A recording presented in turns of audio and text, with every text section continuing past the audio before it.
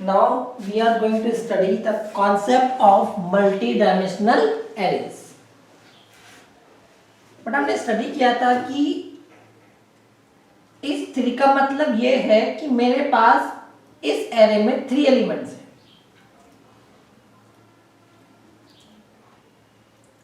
But इस three का मतलब ये है कि मेरे पास ऐसे ऐसे 3 एरेज हैं. सो बेटा लूप लगा सकते हैं.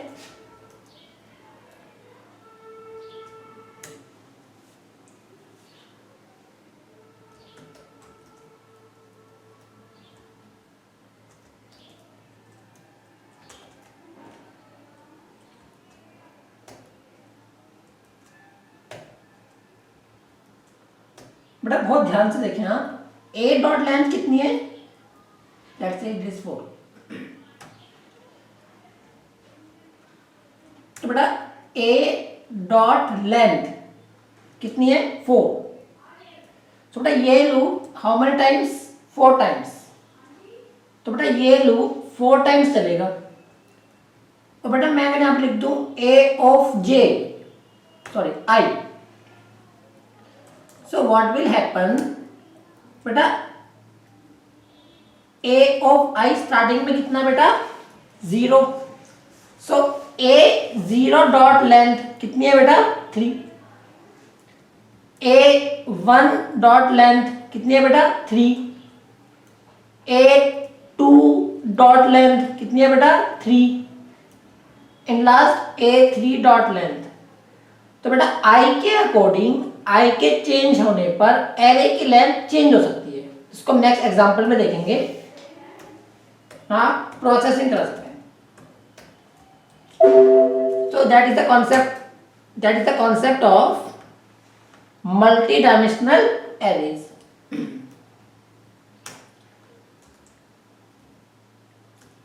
बेटा अगर आप चाहते हैं कि एरे के जो एलिमेंट हैं, इफ यू माना कि एरे के जो एलिमेंट हैं वो इक्वल ना हो, इट मींस किसी एरे में एलिमेंट हो सकते हैं 4, देन सेकंड में हो सकते हैं 2, देन थर्ड में हो सकते हैं 3. थोड़ा हमने डिस्कस किया था ऐसे एरे को हम लोग जेड एरे कहते हैं. थोड़ा जेड एरे बनाने के लिए आपको पता है आपके एरे का साइज कितना है? 3. That is 1, that is 2, that is 3. तो बेटा आपने एरे का साइज 3 स्पेसिफाई कर दिया. अब बेटा इस वाले साइज की बात करते हैं. बेटा ये वाला साइज कांस्टेंट नहीं है. अगर A30 की बात करो तो साइज 4 है. अगर A32 की बात करो तो बेटा साइज ये है और बेटा इसका साइज ये है. तो बेटा साइज कांस्टेंट नहीं है. क्योंकि बेटा साइज कांस्टेंट नहीं है सो ये वाला कॉन्सेप्ट काम कर जाएगा. अगर मैं कहूं A0 डॉट लेंथ, तो बेटा A0 कौन है? A0 ये है. लूप कितनी बार चलेगा? 4 टाइम्स. बेटा मैं कहूं A1 डॉट लेंथ, लूप कितनी बार चलेगा? 2 टाइम्स. बेटा मैं कहूं A2 डॉट लेंथ, लूप कितनी टाइम चलेगा बेटा? 3 टाइम्स. तो बेटा मैंने कंपाइलर से कहा कि आप मुझे 3 रेफरेंस वेरिएबल दो. दोबारा सुनो बेटा, मैंने कंपाइलर से कहा आप मुझे 3 रेफरेंस वेरिएबल दो जिनके पास ये एबिलिटी है कि वो किसी इंटीजर एरे का रेफरेंस होल्ड कर सकते हैं.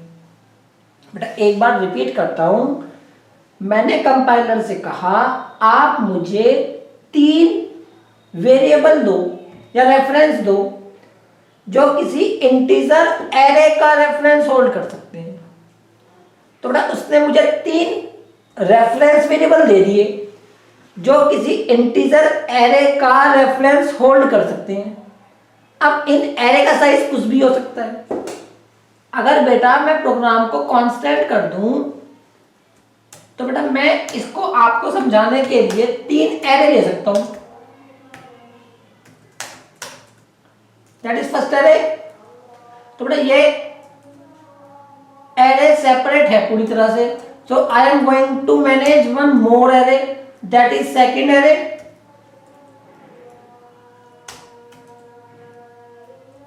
That is second array, and in last let's say I have one more array like this one, so in this I just have one element, so बेटा मेरे पास 3 array है, तो बेटा मैं क्या कर सकता हूँ, what I can do, I can pass the parameter like,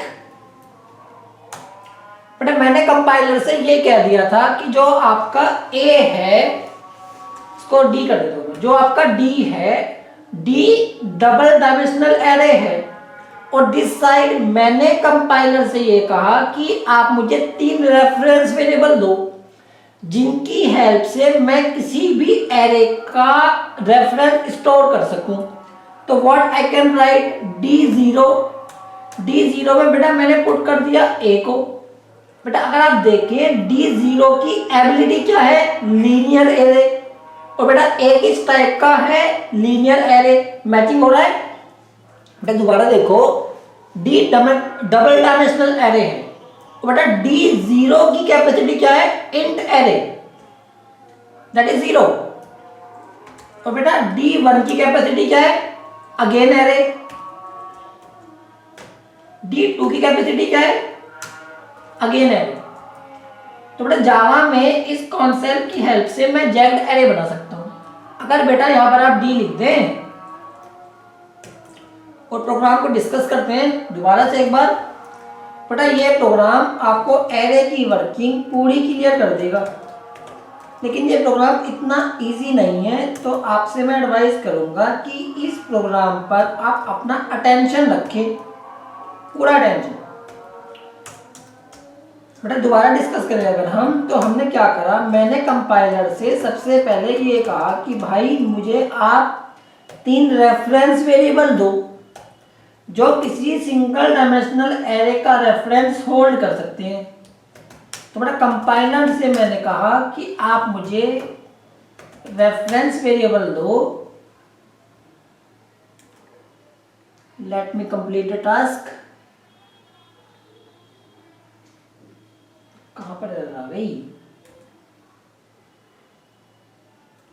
बेटा, कहीं ना कहीं कर्ली ब्रेसेस वगैरह, ये इसका वन, ये इसका वन, ठीक है सब कुछ हिसाब किताब, कहाँ दिक्कत है।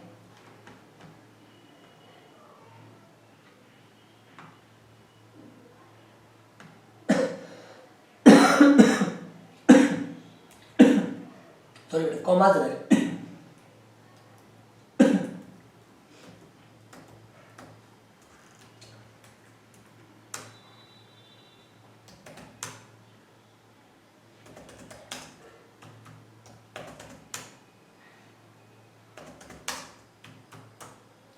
बेटा एलिमेंट प्रिंट हो गए, बेटा एलिमेंट प्रिंट हो गए, इंपॉर्टेंट ये नहीं है, एक बार दोबारा समझो, इतना आसान नहीं है। मैंने कंपाइलर से कहा कि आप मुझे 3 रेफरेंस वेरिएबल दो जो किसी इंटीजर एरे का रेफरेंस होल्ड कर सके। बेटा रेफरेंस वेरिएबल मांगे मैंने, एलिमेंट का साइज नहीं मांगा। इसका मतलब ये हुआ कि मेरे पास पावर है कि मैं कितने भी लेंथ का सिंगल डायमेंशनल एरे अगर मेरे पास है तो मैं रेफरेंस होल्ड कर सकता हूं। समझ गए बेटा, किसी भी साइज का अगर सिंगल डायमेंशनल एरे मेरे पास है तो उसका रेफरेंस मैं होल्ड कर सकता हूं। और बेटा इसको अगर मैं यहां डिस्कस करूं तो अगर आप देखें इसका साइज क्या है, इंटीजर एरे, इसका साइज क्या है बेटा, इंटीजर एरे, इसका साइज क्या है बेटा, इंटीजर एरे। इनका कलेक्शन करूंगा तो इंटीजर एरे का कलेक्शन इंटीजर डबल एरे। समझ गए आप, इंटीजर एरे का कलेक्शन इंटीजर डबल एरे। तो बेटा that was the double dimensional array inside Java. आप अकॉर्डिंग टू द रिक्वायरमेंट इनकी लेंथ वेरी करा सकते हैं। और बेटा ये बहुत इंपॉर्टेंट कॉन्सेप्ट है। In a next video we will discuss the concept of exception handling. Thank you.